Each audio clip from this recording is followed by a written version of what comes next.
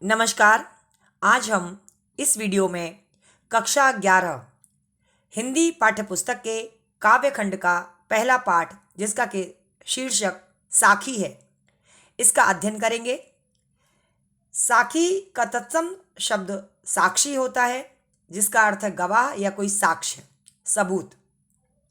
कबीरदास जी ने दुनिया में जो भी अपने आधार पर देखा, सुना, समझा, उसको दोहों के माध्यम से व्यक्त किया। कबीरदास जी ने खुद ये लिखा है कि मैं पढ़ा लिखा नहीं हूँ, मसी कागज छुओ नहीं, कलम गही नहीं हाथ। मसी माने स्याही, मैंने स्याही और कागज को छुआ भी नहीं है, और हाथ में कभी भी कलम नहीं, गही माने पकड़ी, कभी कलम भी मैंने नहीं पकड़ी है। तो इनकी जो रचनाएं हैं, जो इन्होंने दोहे कहे हैं, जो पदावली कही है, जो गेय पद हैं, जो रमैनी में इन्होंने चौपाइयाँ लिखी हैं, वह सब इनके शिष्य धर्मदास ने उसको लेखनीबद्ध किया था। और ये जो साखी है और पदावली है, ये दोनों ही चीज़ें बाद में संकलित की गई, संपादित की गई। तो श्याम सुंदर दास जी ने कबीर ग्रंथावली का संपादन कार्य किया 1928 में, और उस संपादन के बाद में जो चीज़ें प्रकाश में आईं, जो लिपिबद्ध हो गई, वह हमारे सामने प्रस्तुत हैं। तो दोहे के माध्यम से इन्होंने किस चीज़ पे सबसे अधिक बल दिया, वह सब हम इस वीडियो में सुनेंगे, समझेंगे। पहला दोहा इस प्रकार है। बलिहारी गुरु आपने द्योहाड़ी कई बार, जिन मानिश ते देवता करत न लागी बार। पहला दोहा इनका। इस दोहे में कबीरदास जी ने अपने गुरु के विषय में कहा है कि मैं अपने गुरु पर बलिहारी जाता हूँ। बलिहारी मतलब न्यौछावर होना चाहता हूँ। किस पे? गुरु पर। और किस पे? आपने माने अपने। मैं अपने गुरु पर बलिहारी होना चाहता हूँ, न्यौछावर होना चाहता हूँ। क्यों और कितनी बार? तो कहा द्योहाड़ी। द्योहाड़ी शब्द का अर्थ होता है दिन भर में। कै का मतलब है कितनी बार, माने बार। कितनी ही बार दिन में मैं अपने गुरु के ऊपर बलिहारी होना चाहता हूँ। मैं अपने प्राणों को न्यौछावर करना चाहता हूँ। मैं अपना सर्वस्व गुरु को समर्पित करना चाहता हूँ। क्यों ऐसा कबीर क्यों करना चाहते हैं अपने गुरु के प्रति? क्योंकि गुरु का स्थान उन्होंने सबसे ऊंचा माना है, उनको परम ब्रह्म माना है, उनके प्रति उनकी समर्पित भाव की भक्ति है।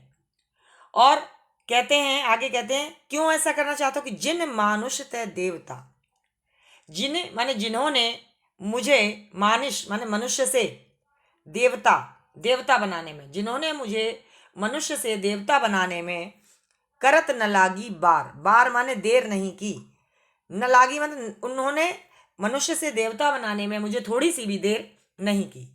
अब इसको हम ऐसे समझेंगे कि कभी कबीरदास जी ये कहना चाहते हैं कि मेरे गुरु ने अपनी शिक्षा जो मुझे दी, उसके द्वारा मुझे आत्मबोध हुआ। मैंने अपने आप को जाना कि मैं कौन हूँ, क्या हूँ, संसार में आने का उद्देश्य क्या है, ये सब चीज़ें। और जब मैं ये सब जान गया तो मेरे अंदर जो मनुष्य की प्रवृत्ति थी वो समाप्त हो गई। मनुष्यों की प्रवृत्तियाँ क्या होती? लोभ, मोह, लालच, ये सारी बातें। और ये सारी चीज़ें जब समाप्त हो जाती, कब? जब आप देवता बन जाते हैं। देवता बनने का मतलब ये है कि आप चीज़ों का संग्रह करना नहीं जानते, लोगों को कुछ देना चाहते हैं। तो मनुष्य से देवता बनने का तात्पर्य यही है कि मैं जीवात्मा के रूप में संसार में आया, गुरु ने मुझे ज्ञान कराया कि आपको परमात्मा में ही जाकर मिलना है, और जब परमात्मा में मिल जाएंगे तो जीवात्मा का अस्तित्व समाप्त हो जाएगा और परमात्मा तत्व में मिल जाएंगे, तभी हम देवता बनते हैं। इस दोहे के माध्यम से उन्होंने गुरु के प्रति अपनी भक्ति को प्रदर्शित किया है। अगर मैं इसमें बात करूं कि छंद कौन सी है, तो छंद इसमें दोहा छंद है। जितने भी साखी के दोहे हैं उन सब में दोहा छंद है। और यहाँ जो ये बार बार शब्द आया है 2 बार, इस बार बार शब्द में यमक अलंकार है। पहली बार का अर्थ है कि द्योहाड़ी के बाद, बार माने कितनी बार, और दूसरी बार जो बार शब्द आया है उसका अर्थ है देर नहीं की। बार का अर्थ देर, यानी करत न लागी बार, जिन्होंने मुझे मनुष्य से देवता बनाने में देर नहीं की। तो यहाँ पर हमारा यमक अलंकार है।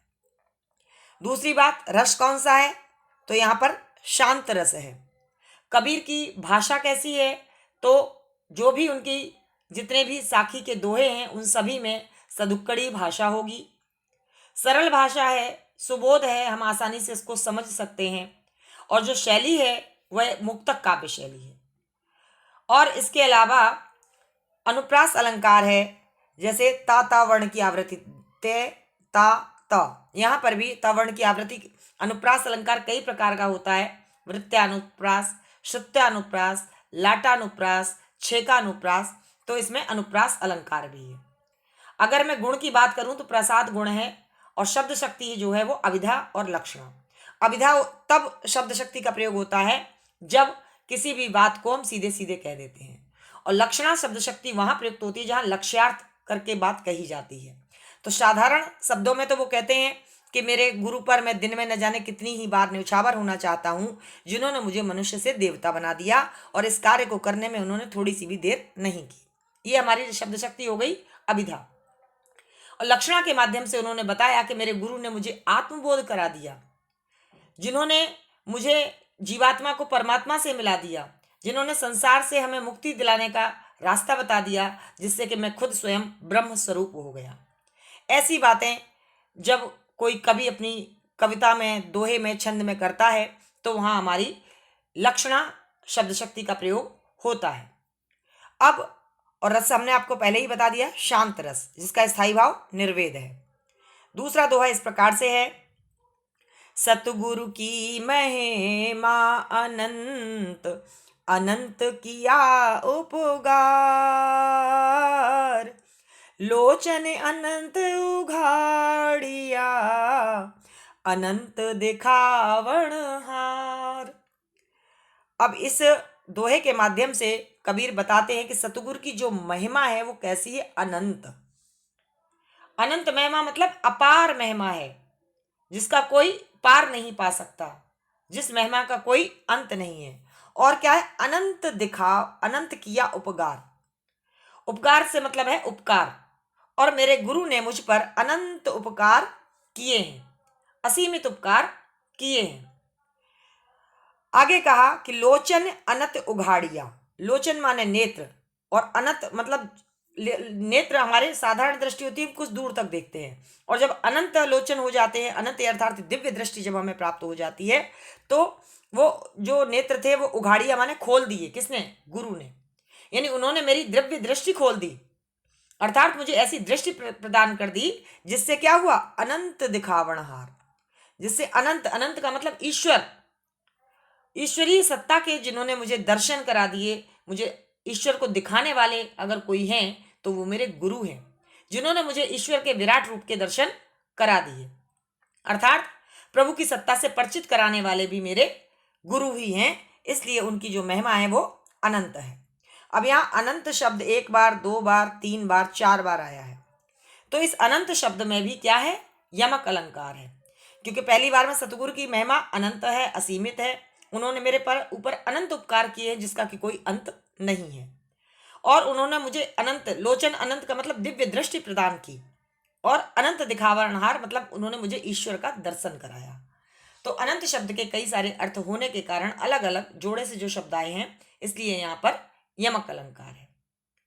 अब इनमें कई बार प्रश्न बहुत अलग अलग तरीके से पूछ लिए जाते हैं कि व्याख्या बहुत लंबी हो जाती है कि पद्यांश का संदर्भ क्या है, लोचन अनंत उघाड़िया में आपका अलंकार कौन सा है।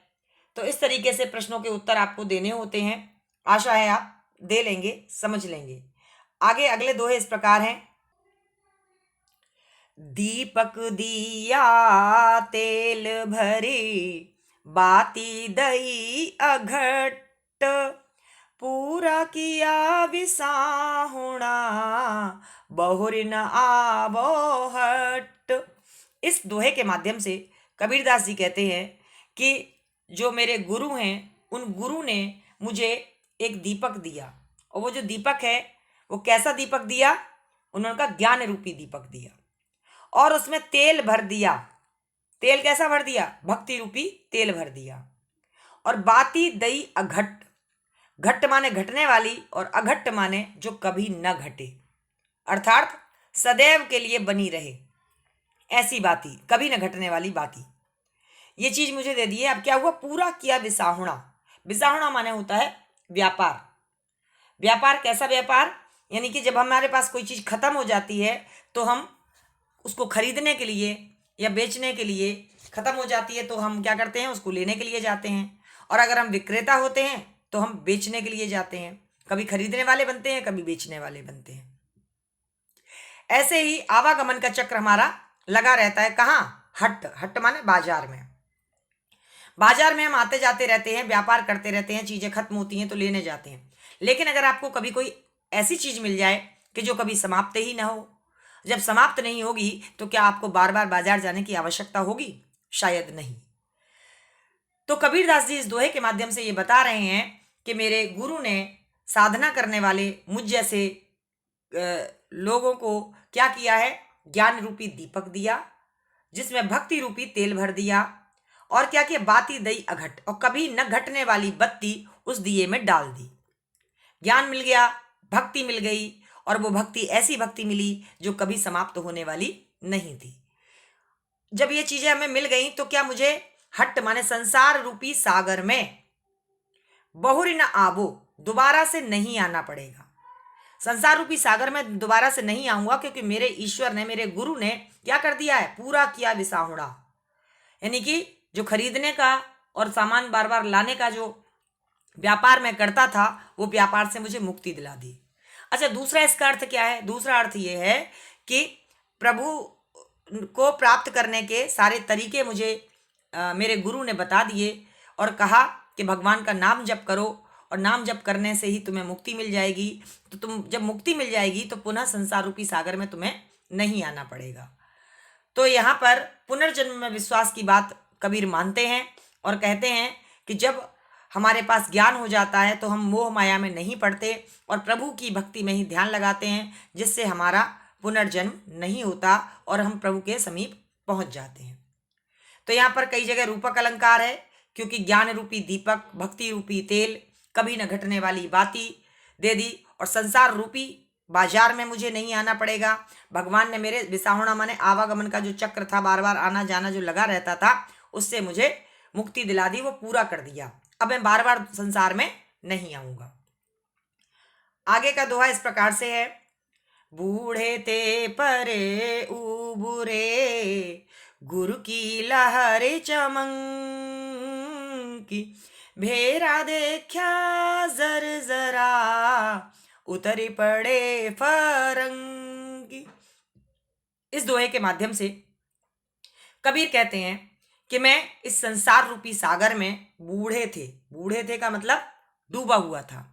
मैं इस संसार रूपी सागर में डूबा हुआ था। यहाँ की विषय, वासना, विकार सब मुझे अंदर थे, लोभ था, लालच था, अपने लिए ज्यादा से ज्यादा प्राप्त करने की इच्छा थी। लेकिन परि माने किंतु, उबरे माने उबर गए, उबर गए का मतलब डूबने से बच गए। क्यों बच गए? क्योंकि गुरु की लहर चमंक, गुरु ने क्या किया, गुरु ने मेरे पास ऐसी ज्ञान रूपी लहर भेजी और बताया कि बेटा विषय, विकार, वासनाएं तुम्हारे लिए उचित नहीं है, ज्ञान प्राप्त करो, ईश्वर में ध्यान लगाओ, यही तुम्हारी मुक्ति का रास्ता होगा। तो उस लहर को जब मैंने देखा तो क्या किया, भेरा देखा जर जरा, और जिस भेरा माने जिस बेड़े में मैं सवार था, जिस संसार के लोगों के रिश्ते में मैं पड़ा हुआ था, देखा कि वो तो जर्जरा है, जर्जर है, अर्थात जल्दी से नष्ट होने वाला है, कमजोर है, जीर्ण शीर्ण है।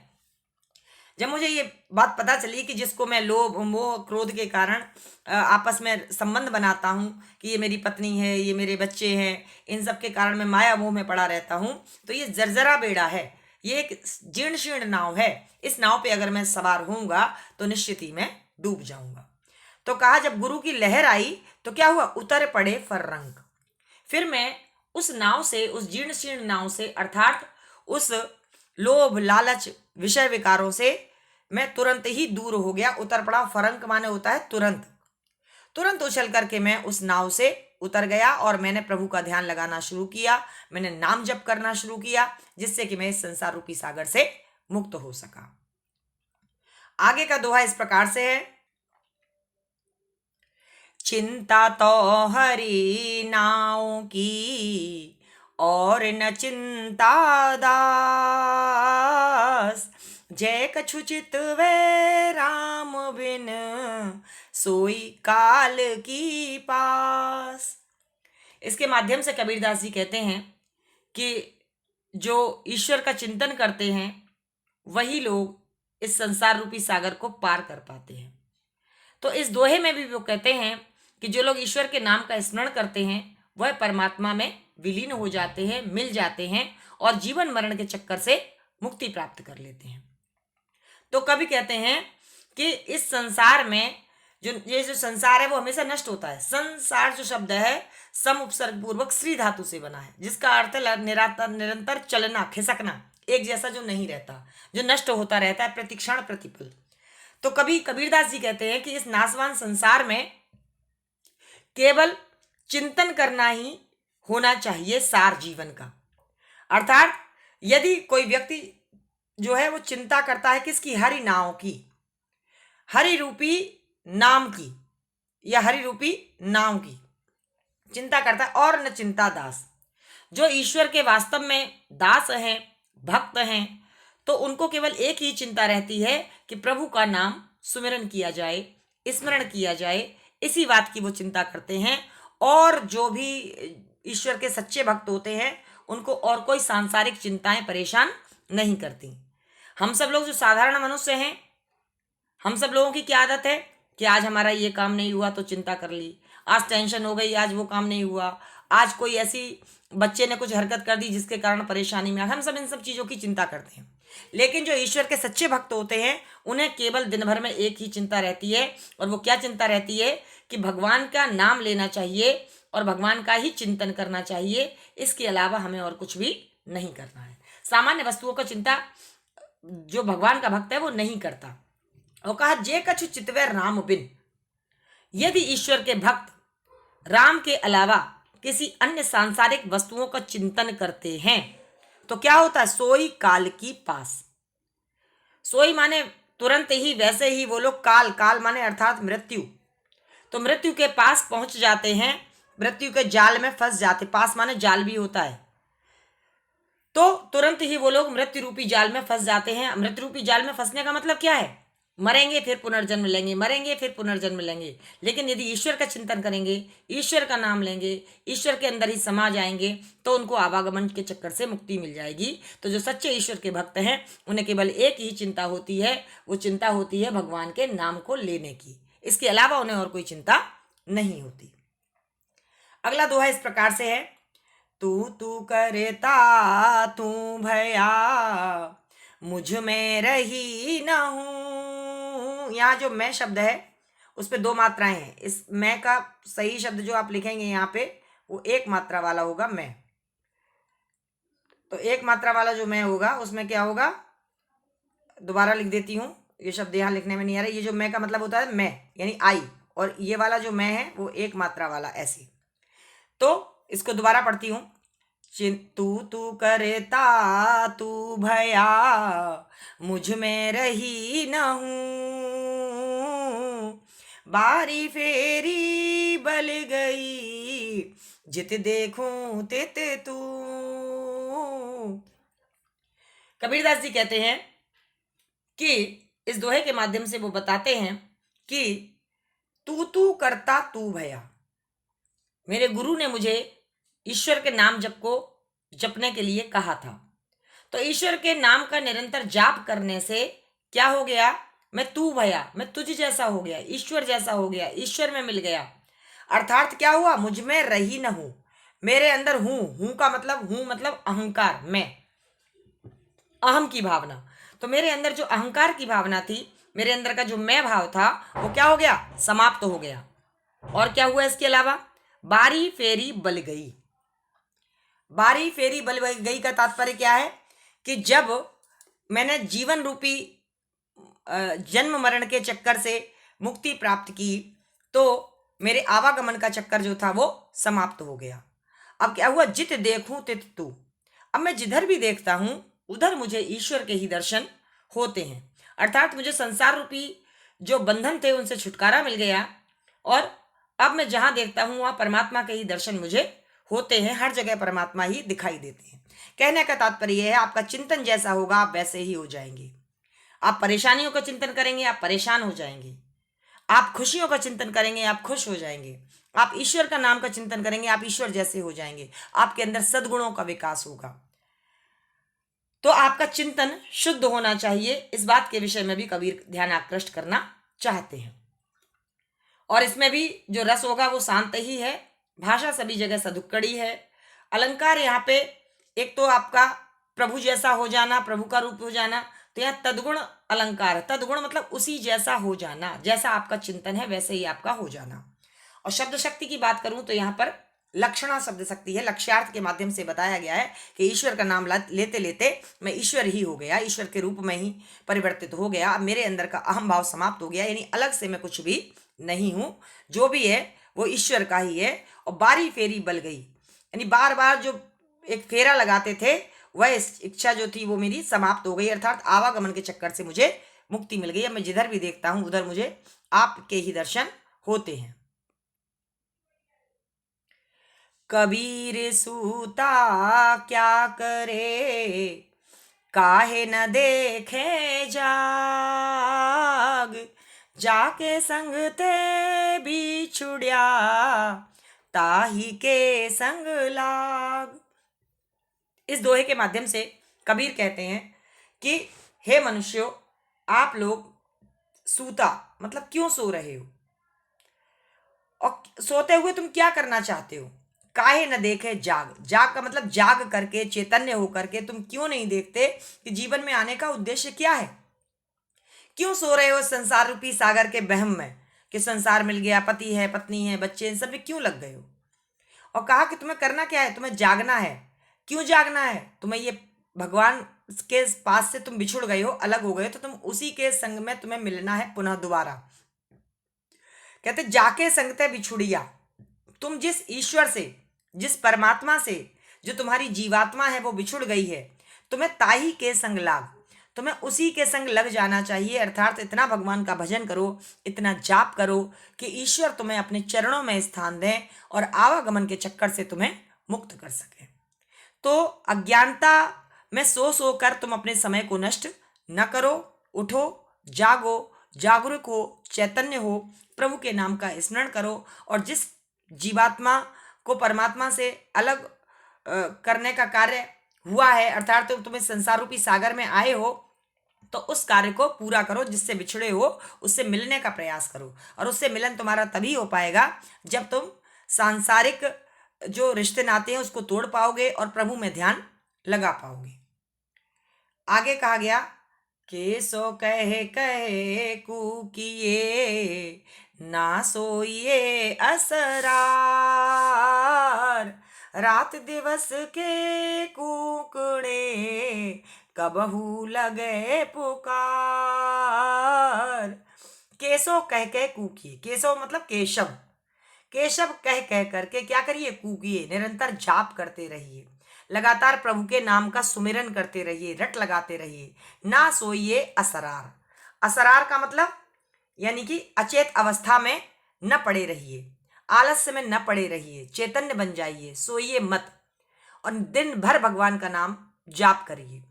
रात दिवस के कूकड़े, रात दिन जब आप लगातार, कूकड़े मतलब लगातार प्रभु के नाम का स्मरण करेंगे, प्रभु के नाम को जपेंगे, लगातार प्रभु को पुकारेंगे, कबहू लगे पुकार, कभी तो ऐसा होगा कि तुम जब जिस प्रभु को पुकार रहे हो वो तुम्हारी बात को सुनकर तुम्हारे पास आएगा, तुम्हें अपने पास बिठाएगा, तुम्हें अपने चरणों में स्थान देगा।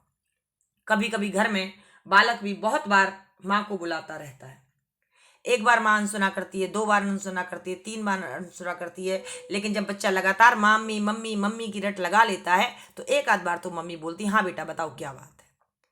तो कबीरदास जी भी ये कहते हैं कि आपको भी अपने ईश्वर को लगातार याद करना है, लगातार पुकारना है। लगातार पुकारने से कभी तो एक वक्त ऐसा आएगा, दिन में रात में, कभी तो आपके ईश्वर आपकी बात को सुनेंगे, समझेंगे और क्या करेंगे, और वो आपको अपने पास बुला लेंगे, स्थान देंगे अपने पास में रखने का।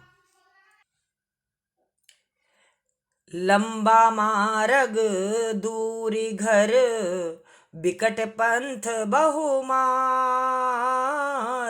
कहो संतों क्यों पाइए, दुर्लभ हरि दीदार।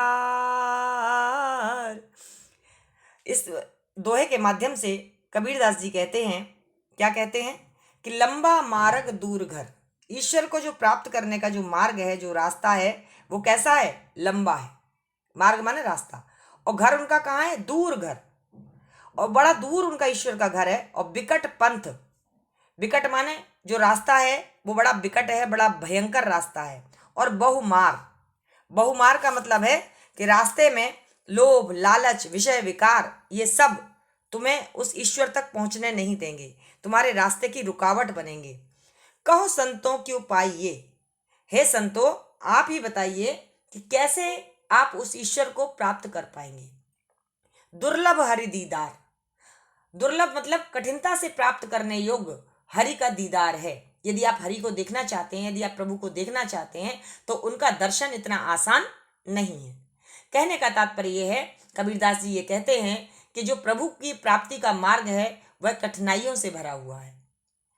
आसानी से जीवात्मा परमात्मा को प्राप्त नहीं कर पाती, और उसको प्राप्त करने के लिए जब वो प्रयास करती है तो कई बार संसारिक जो विषय वासनाएं हैं वो उसको परेशान करती हैं। अर्थात प्रभु के प्राप्ति का मार्ग कैसा है? लंबा है। यानी कि प्रभु को प्राप्त करने के लिए यदि आप प्रयास कर रहे हैं तो उसका घर अभी कैसा है? दूर घर। और बिकट पंथ, यानी कि जो रास्ता है वो कैसा है? बिकट, यानी कि भयंकर रास्ता है, लंबा रास्ता है। और उसमें बहुमार, उस रास्ते में बहुत सारे मारने वाले लोग, मारने वाले से मतलब है जो माया, मोह, छल, कपट रूपी बाधाएं हैं, ये सब लुटेरे मिलते हैं रास्ते में। मोह माया है, ये सब आपको लूट लेती, ये सब आपको ईश्वर को प्राप्ति नहीं करने देती, उसका भजन ही नहीं करने देती। तो कहा, कहो संतों की उपाय दुर्लभ हर दीदार। हे संतों आप ही बताइए कि उस ईश्वर तक पहुंचने का मार्ग दुर्लभ क्यों नहीं होगा। अभिप्राय ये है कि भगवान को यदि आप प्राप्त करना चाहते तो आसान रास्ता नहीं है, उनको प्राप्त करने के लिए कठिनाइयों से आपको जूझना पड़ेगा, तभी आप उस ईश्वर के पास पहुंच सकते हो।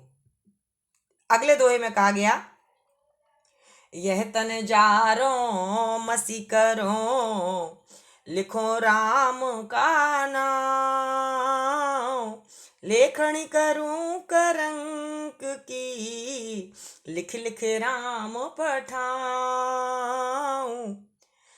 इस दोहे के माध्यम से कबीरदास जी कहते हैं, यह तन, तन माने शरीर, जारो माने जला दूं, और क्या इसका बना दूं? मसी, मसी माने स्याही, करो माने बनाऊं।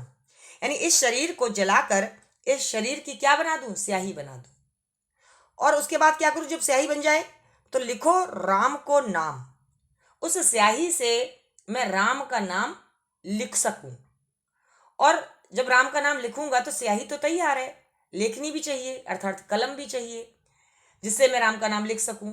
तो कहते हैं कि लेखनी करूं करंक की। करंक माने होता है हड्डियां, हड्डियां चूंकि कठोर होती हैं, तो कहा जब मैं मर जाऊंगा, शरीर जल जाएगा, तो उसके बाद जो लेखनी होगी, उस लेखनी, करंक की लेखनी यानी उन हड्डियों की लेखनी बनाऊंगा, कलम बनाऊंगा, और लिख लिख राम पठाऊं, और उससे राम का नाम लिख लिख कर प्रभु के पास पठाऊं, मतलब भेजूंगा। इससे क्या होगा? इससे प्रभु मेरी व्याकुलता से परिचित होंगे, वो ये समझेंगे कि जो जीवात्मा है वो अपने प्रभु राम रूपी परमात्मा से मिलने के लिए बहुत व्याकुल है। उनसे मिलने के लिए जीवात्मा अपने आप को मिटा देने को तैयार है, अपना सर्वस्व न्यौछावर करने को तैयार है। इसीलिए जीवात्मा अपने शरीर को नष्ट करने की बात कहती है और उसकी स्याही बनाने की बात कहती है, और जो हड्डियां हैं उसकी वो लेखनी बनाना चाहती है, ताकि प्रभु तक उसका ये संदेश पहुंच सके कि मैं आपसे मिल नहीं पा रही हूं, तो मैं कितनी पीड़ा का अनुभव कर रही हूं। तो प्रतीक के रूप में यहाँ पर आत्मा और परमात्मा की बात की गई है कि जो जीवात्मा है वह प्रभु से मिलना चाहती है, और जो परमात्मा तक अपनी सारी विरह व्यथा का वर्णन करना चाहती है। और इसमें भी रस जो है वो शांत रस है, छंद दोहा है। और मैं अलग अलंकारों की बात करूं तो इसमें लिख लिख, यहाँ पुनरुक्ति प्रकाश अलंकार है, और आपका लेखनी करु करंक की, कवर्ण की आवृत्ति यहाँ पे देख रही है करु करंक की, तो यहाँ पर आपके कवर्ण की आवृत्ति होने से कौन सा अलंकार है? अनुप्रास अलंकार है। और इसके अलावा अतिशयोक्ति अलंकार भी है। अतिशयोक्ति अलंकार कहाँ होता है? जब किसी बात को बढ़ा चढ़ाकर कहा जाता है तो वहां अतिशयोक्ति अलंकार होता है। और रूपक अलंकार भी है कि यानी हड्डी रूपी लेखनी से, है ना, और शरीर को जला करके उसकी स्याही बनाकर, तो लेखनी करूं करंक की यानी कि शरीर की हड्डियों रूपी लेखनी से मैं लिखूंगी। तो यहाँ रूपक अलंकार भी है, अतिशयोक्ति अलंकार भी है, पुनरुक्ति प्रकाश अलंकार भी है और अनुप्रास अलंकार भी है। अभी इस वीडियो में मैंने केवल 10 दोहे का अर्थ ही बताया है, क्योंकि आप देख रहे होंगे बैटरी काफ़ी कम हो चुकी है। तो अगले वीडियो में फिर मिलेंगे, इसके आगे के जो शेष दोहे रह गए हैं उनको अतिशीघ्र ही बताएंगे। तब तक के लिए आप पढ़ते रहिए, अपना ख्याल रखिए। नमस्कार।